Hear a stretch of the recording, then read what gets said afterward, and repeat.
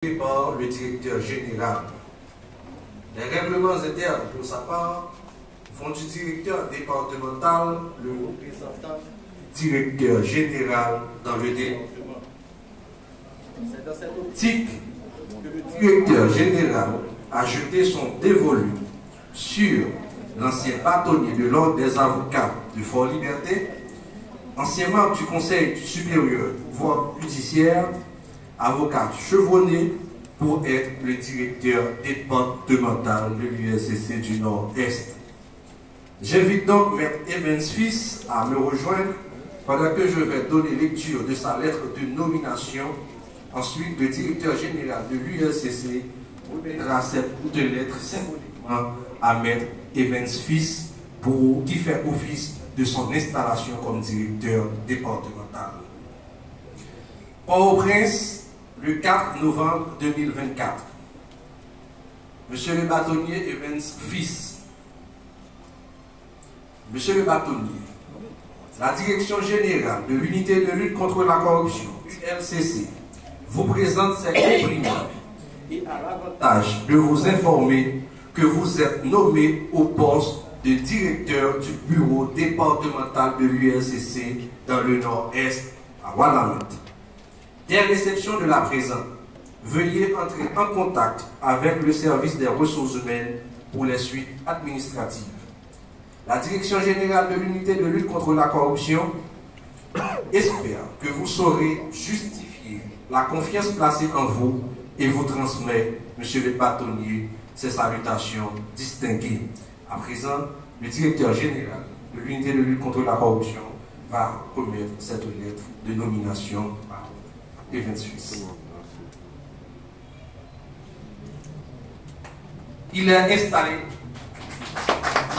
Et donc je conseille sur l'unité de lutte contre la corruption, vous êtes installé dans vos fonctions de directeur départemental de l'ULCC.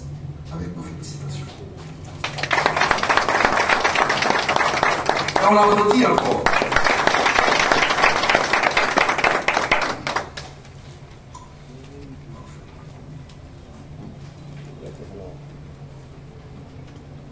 À présent, j'invite Maître Evans Fils, directeur départemental de l'unité de lutte contre la corruption du Nord-Est, à procéder à faire son discours de circonstance.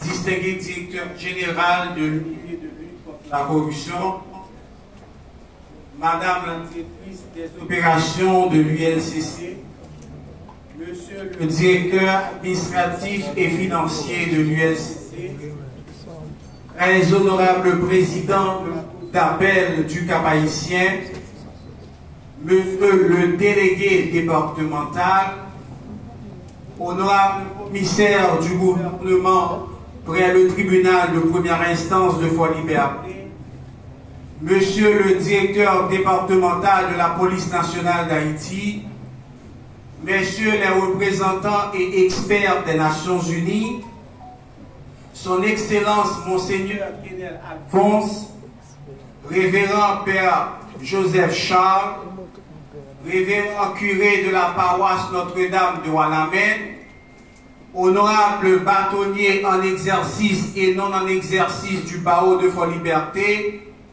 messieurs distingués directeurs départementaux du Nord-Est, chers avocats, chers agents de l'ULCC, chers invités, chers représentants de la presse parlée écrite, télévisée et en ligne, mesdames et messieurs, en vos rangs, grades, titres et qualités.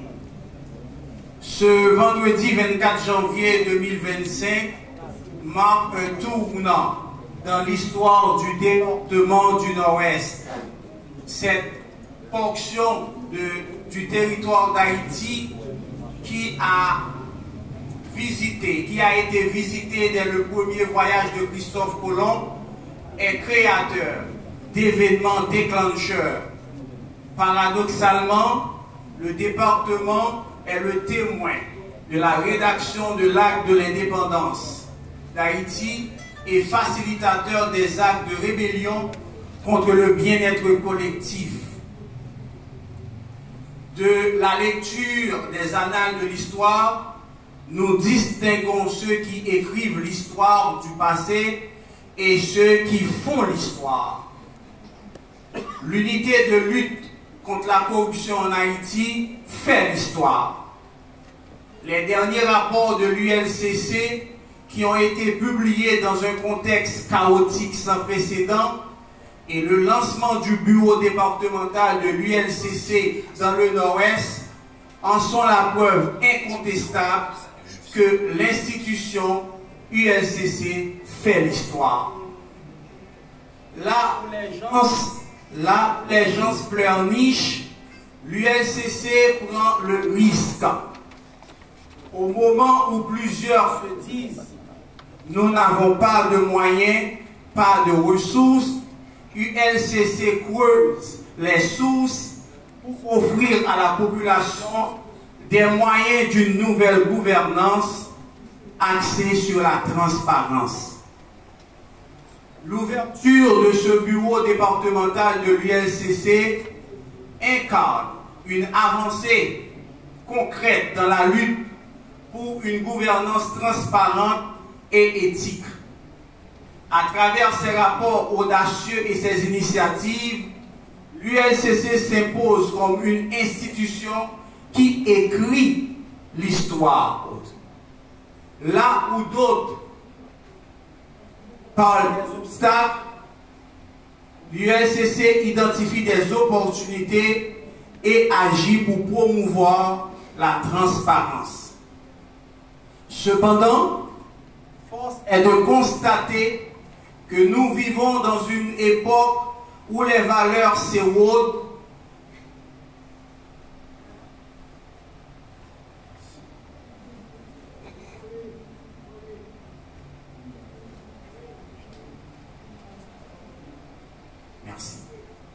Cependant, force est de constater que nous vivons dans une époque où les valeurs s'érodent, où la décence sans céder le pas au vulgaire.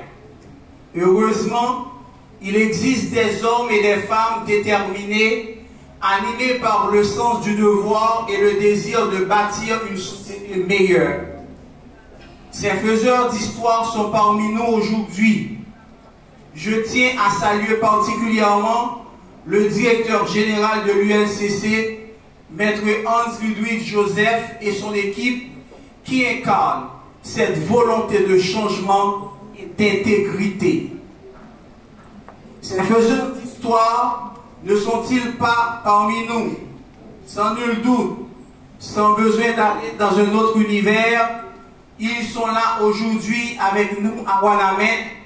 Les voici, les membres, le personnel de l'ULCC accompagné du directeur général. Souffrez que je m'adresse à tous ceux qui font des efforts pour lutter contre la corruption. Souffrez que j'adresse mes félicitations à l'équipe de l'ULCC et aux directeurs qui se sont distingués de façon indélébile à bien des égards. À présent, l'heure n'est pas au discours long et irritant, mais à l'action et au résultat.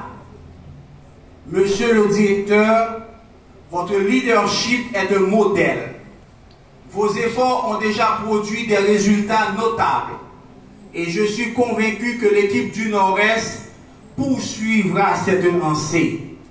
Ensemble, nous organiserons des actions de sensibilisation pour inculquer à tous, jeunes et moins jeunes, les valeurs d'intégrité et de transparence. Nos rapports seront impartiaux, fondés sur des principes de neutralité, d'indépendance, loin de tout favoritisme ou intérêt personnel. Directeur, permettez que je partage avec nos invités les informations de son administration sans même qu'on lui en demande. J'ai fait un Un jour, on dira à un citoyen de se porter candidat à un poste électif. Il réfléchira 7 fois avant de dire non, car il comprendra qu'en briguant un poste, il ne pourra pas accumuler de la richesse. Ainsi, le secteur public sera consacré aux plus capables, aux plus compétents, aux intègres et aux plus dévoués.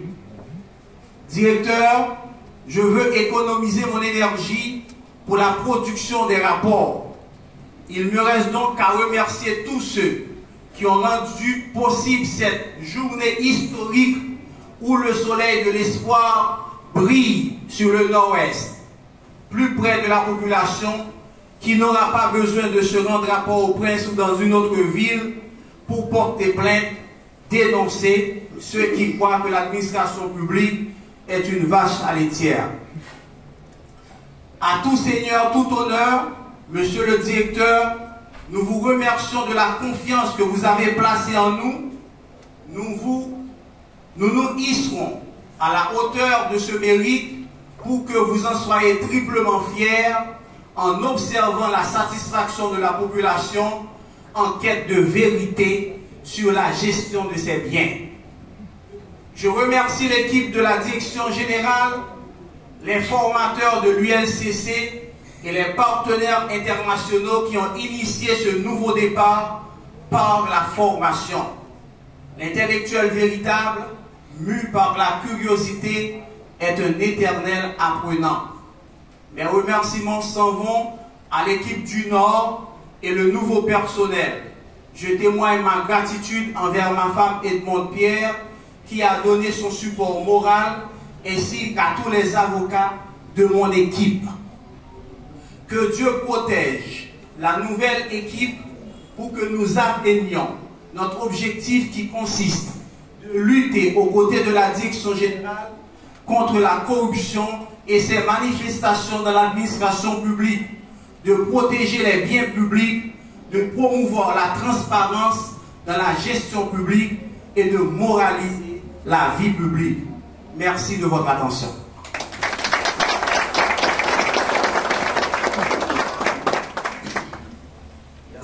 Merci au nouveau directeur départemental.